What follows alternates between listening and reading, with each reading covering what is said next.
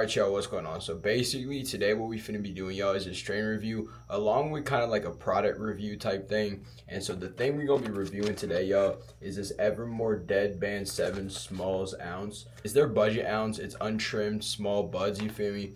So you can kind of see that right there. Premium cannabis, made in Baltimore. Evermore is a Baltimore brand y'all. You can see the Laura-like thing right there. It is coming in around 28% THC, and I do believe it is a hybrid, but I'll put it up on screen right there for y'all. But with that being said, y'all, this bitch was $150 out the door. $150 for an ounce in Maryland is kind of like a good price, kind of not. Like, in my opinion, I feel like you could probably do better. You probably could get this on sale for around maybe $120, $130, $140, somewhere in that price range if you really can. But today, y'all, I went ahead and copped it for $150 because honestly, y'all, $150 in my opinion isn't really too bad of a price. I have heard pretty good things about the DeadBand 7, y'all. I got like a nice 2-grammer rolled up right here. But let's take a smell of the buds, y'all. It smells real sweet with a little bit of gassy, but just a real sweet kind of piney type of smell. A tiny bit of gas like I mentioned, but just not really super strong to like the first whiff, you feel me?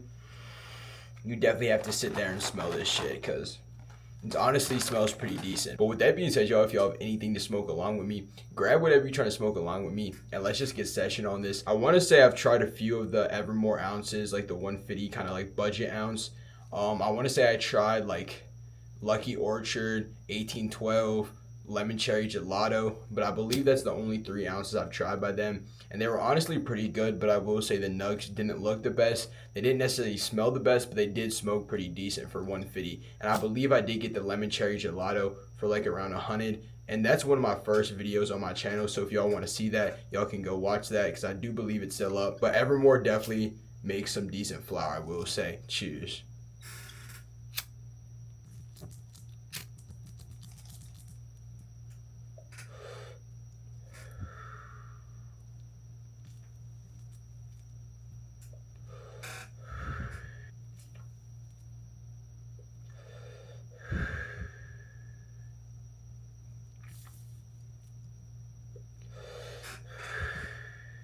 Honestly, y'all, when you use papers with no filter, it smokes so good. The real main reason I use filters are for Scooby snacks, but honestly, I prefer no filter.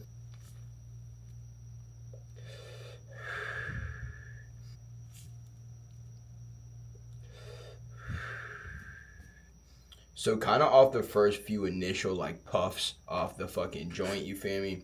It's definitely more of like a gassy, earthy type of taste.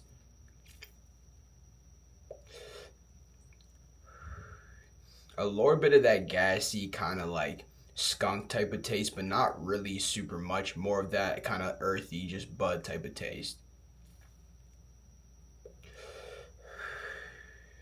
But I will say, y'all, I'm feeling it in like the side of my head, kind of around my head. It's definitely more of like a uplifting type of feeling. You're kind of like not necessarily like happy per se, but you're like euphoric, you're relaxed, you're like definitely stress free would be a word to describe this feeling. It's just one of them strains that you really could like relax on for sure.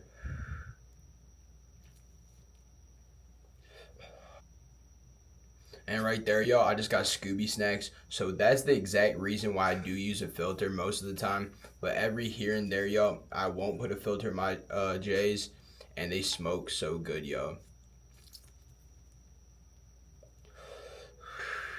Like, y'all see that airflow. Y'all see that. I know y'all do.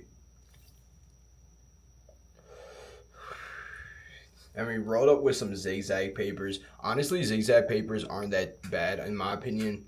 I kind of fuck with them. They're easy to roll. They don't really rip too much, if that makes sense. They're kind of just like sturdy, reliable papers. But I will say they do burn faster than fucking raw blacks.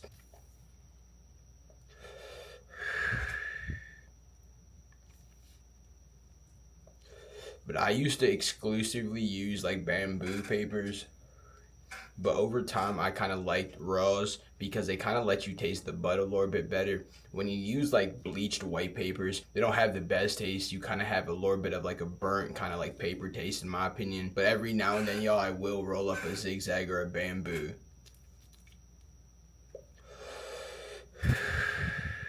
I will say, y'all, I'm not really feeling super like sativa or indica. It's definitely more of like a straight up hybrid. At least that's what I'm feeling, yo. You definitely get more of like a head high with like a nice body relaxed type of feeling. So almost like the perfect hybrid, if that makes sense. I'm definitely not feeling like that dumb type of stone. You feel me? Like I'm not feeling like stupid. I'm definitely feeling like pretty aware. Like I definitely am not like zooted, but like I'm high, if that makes sense. Like I'm not super fried, but I'm definitely medicated. I definitely can tell that I'm high, but it's not like smacking me type shit. And I know there's gonna be people in the comments, y'all, commenting like 150 for an ounce of untrimmed smalls. But with that being said, y'all, if y'all in Maryland, y'all would get it because it's like we don't have the best prices, we don't have the best bud. But with that being said, it's definitely some good shit. I feel like I've been other places that like just doesn't have the best shit. I will say I went to like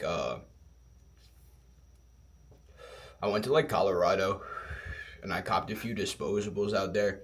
And they were kind of better than the ones in Maryland, not gonna lie. They kind of were like a little bit smoother in my opinion. And I did try 2 different brands. But with that being said, Maryland doesn't really have bad products, but they might not have the best, if that makes sense. Like, we definitely do have quality shit, but you just might have to spend a little bit of money compared to like California, Michigan, Oklahoma, where there's more like cultivators and brands type shit. But I will say, you kind of just have to know the scene in Maryland to know like what's good. And I will say, y'all, there's definitely good bud in Maryland. You kind of just have to know where to go for real, and the cultivators to go to for real. Because I will say like Evermore is good, Fake Company is good, and Garcia, y'all, in my opinion, is the best celebrity weed in my opinion overall. And luckily we do have it in Maryland. It's one of my favorite cultivators to go to. I will say their bud's kind of expensive, like $50, $40 an eighth, but it's definitely top tier quality. In my opinion, it's always consistent quality. I will say the only time I don't really fuck with Garcia is just regarding the effects. Sometimes the effects just aren't to my liking, but that's not really Garcia's fault. That's just more my fault. So if y'all can get Garcia handpicked, I definitely would. It's definitely a good cultivator type shit. And honestly, I would definitely love to try more of their fucking flower in the future. Because I want to say I've only tried a few different eights from them, and they all have smacked. And I did try the LA Baker recently, the 7 grams bag. Again, it smacked. Garcia is just one of them consistent top tier brands type shit. But this DeadBand 7 is definitely decent. It's definitely, in my opinion, more of like a daytime smoke, if that makes sense. Like, I wouldn't say like I would do this before bed because it doesn't really have me slumped. It has me more kind of like awake, if that makes sense, more alert. But at the same time, like I'm still relaxed, like my body and like my mind's chilling. But like at the same time, like I feel like I could get some shit done. So I feel like that's kind of where the sativa comes in. But it's definitely pretty good. I will say, y'all, the ash is kind of black, so I'm not gonna hold y'all. It's not burning the best regarding ash. The taste is kind of mid, to be honest. Nothing crazy. The smell is pretty decent. The nugs were kind of sticky. And like I said, y'all, I showed y'all a fucking video of the bud, so y'all can really judge it for yourself. But with that being said, y'all, honestly, I probably rate the DeadBand like a cool, like 8, because it's not anything like crazy, but it's nothing bad at all. And I will say for 28% bud, you feel me, almost 29 because it's 28.88% THC, and 150 ounce really isn't too bad for this. And I will say for sure it's definitely better than a few of the other ounces I caught by Evermore. But I will say that lemon cherry gelato by Evermore was pretty good. The 1812 was definitely really good. The Lucky Orchard was, in my opinion, the worst out of all of them I've tried. I probably put this like at the second best. I really did fuck with the lemon cherry gelato. Probably would go lemon cherry gelato, this strain, the DeadBand 7, then it would go the fucking 1812, then the Lucky Orchard. I definitely would say if y'all can find the fucking ounce near you, I definitely would pick it up. It's honestly not bad at all. I will say keep in mind that the ash is definitely burning a little bit more black, or on the blacker side. And it's not really super harsh, but I will say it's not super smooth at the same time. The taste is alright, but it's more of like you're getting a good fucking effect from it. It's definitely, you definitely feel that 28%. And I will say, in my opinion, this is a nice hybrid because it's definitely more sativa leaning. So it's more of that get shit done type of high, if that makes sense.